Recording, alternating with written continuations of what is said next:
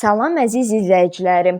Yaxın günlərdə mən Azərbaycan Socks adlı bir mağazanı ziyarət etdim.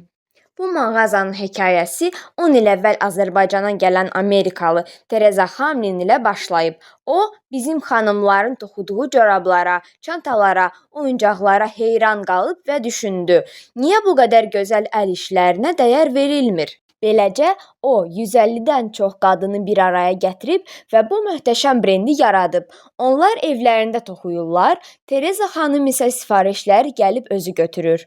Mən bu görüşə Dünyanı İşıqlandır kitabının müəllifi Sara Rəcəbli və kitabın oxucuları ilə qatıldım. Biz birlikdə Tereza xanımın ilham verici biznes hekayəsini dinlədik və öyrəndik ki, bu əl işləri xarici ölkələrdə də sevilir.